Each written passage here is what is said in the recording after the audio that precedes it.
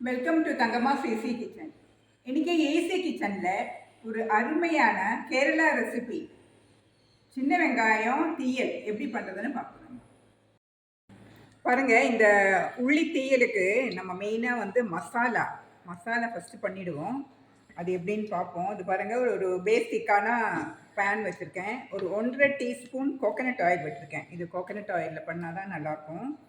இதில் வந்து ஒரு 1/4 டீஸ்பூன், ரொம்ப கொஞ்சமாக போடுங்க, வெந்தயம். ரொம்ப போட்டிங்கன்னா கசக்கும். 1/4 டீஸ்பூன் வெந்தயம்.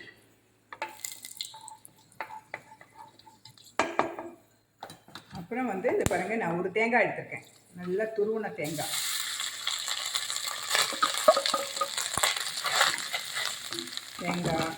ஒரு கருவேப்பிலை, நல்லா 2 கொத்து கருவேப்பிலை, நல்ல ஒரு பொடி சின்ன வெங்காயம் பொடியாக நறுக்குனது.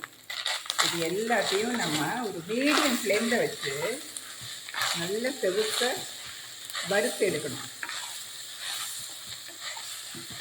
பாருங்கள், அந்த தேங்காய் வந்து ஒரு ப்ரௌன் கலர் வந்துடுச்சு. இன்னும் கொஞ்சம் வறுக்கணும். நம்ம இப்போ வந்து இதில் மசாலா போடலாம். பாருங்க, மிளகாத்தூள் 2 டீஸ்பூன்,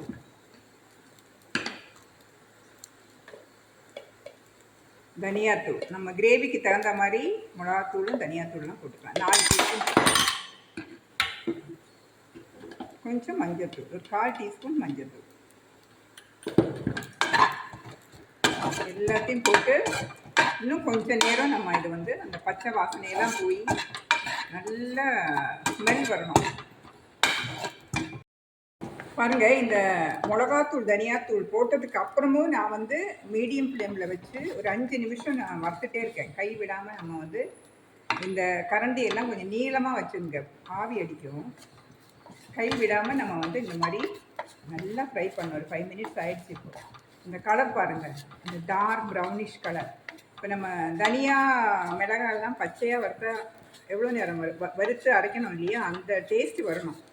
மிளகாத்தூள்ன்றதுனால நமக்கு வந்து சீக்கிரம் தீஞ்சிடும். அதனால் கைவிடாமல் கிளறிட்டு இருக்கணும். அதே மாதிரி பேஸ் திக்கான பாத்திரம் எடுக்கணும், இல்லைன்னா டக்குன்னு தீஞ்சு போயிடும். நல்ல இந்த மாதிரி குக்கர் பேன் இல்லைன்னா இரும்பு கடாய் இந்த மாதிரி வச்சு பண்ணுங்கள். இந்த குழம்புக்கு இந்த மசாலா தான் மெயின். இப்போ நம்ம போகிறோம், இந்த மாதிரி கிளறிட்டே இருக்கணும். இப்போ நம்ம கேஸ் ஆஃப் பண்ணிடலாம். நல்லா ஆறினதுக்கப்புறம் ஃபைன் பேஸ்ட்டாக அரைக்கணும். இது இப்போ இந்த உள்ளி தேயல் பண்ணுறதுக்கு நம்ம தேங்காய் வறுத்து எடுத்து ஆற வச்சுட்டேன் நான். இப்போ நம்ம அதே மாதிரி ஒரு பேசிக்கான பாத்திரம் வச்சுட்டு கோகனட் ஆயில் ஒரு 2 டேபிள் ஸ்பூன் விட்டுருக்கேன் நான். இப்போ நம்ம அதில் ஒரு 1/4 கிலோ சின்ன வெங்காயம், ரொம்ப பெருசாக இருந்ததுன்னா இந்த மாதிரி நீள வாக்கில் கட் பண்ணிடுங்க. சின்ன சின்ன வெங்காயம் இருந்தால் நீங்கள் முழுசாக கூட போட்டுக்கலாம். போட்டுட்டு இதுலேயும் கொஞ்சம் கறிவேல், கொஞ்சமாக உப்பு போட்டு இது கொஞ்சம் நல்லா வதங்கணும். நல்லா வதங்கட்டும். பாருங்கள், இந்த வெங்காயம் நல்லா வதங்கிடுச்சு, போதும். இப்போ நம்ம இதுதான் மெயினாக உள்ளி தீயல்னா, இதுதான் என்னோடய இன்க்ரீடியண்ட்டு. வெங்காயம் சின்ன சின்ன வெங்காயமாக இருந்தால் நீங்கள் கட் பண்ணாமல் அப்படியே போடலாம். இது கொஞ்சம் பெருசாக இருக்கிறதால நான் கட் பண்ணி போட்டிருக்கேன். இப்போ நம்ம இதில் மசாலா ஆட் பண்ணலாம். பாருங்கள், இந்த தேங்காய் வந்து இந்த மாதிரி கொஞ்சம் கொஞ்சமாக தண்ணி விட்டு, ஒரேடியாக தண்ணி ஊற்றக்கூடாது, கொஞ்சம் கொஞ்சமாக தண்ணி விட்டு இந்த கன்சிஸ்டன்சியில் நம்ம அரைச்சி வரணும். அப்படியே வருவோம்.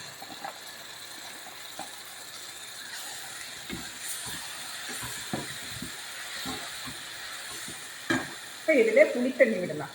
புளி வந்து நான் ஒரு 100 கிராம் புளி எடுத்து நல்லா கரைச்சி எவ்வளோ தேவையோ அது மட்டும்தான் விடணும். புளி வந்து ரொம்பவும் இருக்கக்கூடாது, ரொம்ப ஜாஸ்தி ஆகக்கூடாது. பாருங்கள், நான் கரைச்ச புளி தண்ணியிலேருந்து கொஞ்சமாக விடுறேன். பாருங்கள், ரொம்ப திக்காக இருக்குது. இதில் நம்ம வந்து கொஞ்சம் தண்ணி விடலாம். தண்ணி வந்து பார்த்து, இந்த கன்சிஸ்டன்சி ரொம்ப திக்காக தான் இருக்கணும், ஆனால் ஓவராகவும் திக்காக இருக்கக்கூடாது. பாருங்கள், கரெக்டு. பார்த்து ஊற்றுங்க. இப்போ நம்ம உப்பெல்லாம் டேஸ்ட் பண்ணலாம்.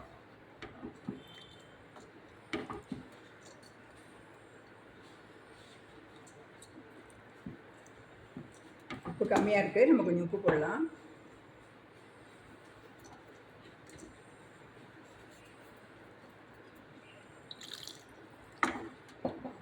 நல்லா கிளறி விட்டு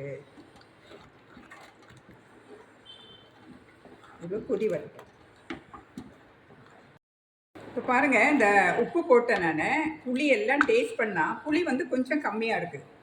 இப்போ நம்ம அந்த 100 கிராம் கரைச்சி வச்சோம் இல்லையா, அதில் மிச்சம் இருக்கிற தண்ணி இருக்கு இல்லையா, அது நம்ம இந்த மாதிரி டேஸ்ட்டு பண்ணிட்டு தான் இந்த மாதிரி புளி ஊற்றணும். ரொம்ப ஓவரானாலும் நல்லா இருக்காது. இப்போ கொஞ்சம் புளி தேவை. நான் அந்த மிச்சம் இருக்கிற புளியை வந்து ஊற்றுறேன். இதில் ஊற்றிட்டு இப்போ நம்ம டேஸ்ட் பண்ணுவோம்.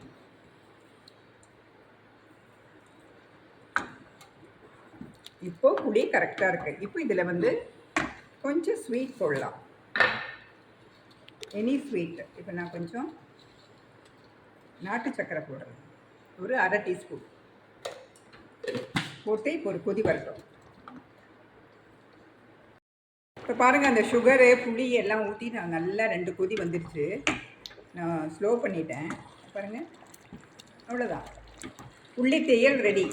இப்போ நம்ம இது வந்து தாளித்து கொட்டலாம். இப்போ பாருங்கள், தாளித்து கொட்டுறதுக்காக நான் ஒரு பேன் வச்சு 1 டேபிள் ஸ்பூன் கோகனட் ஆயில். இப்போ நம்ம அதில் வந்து கொஞ்சம் கடுகு நல்லா பொரியட்டும்.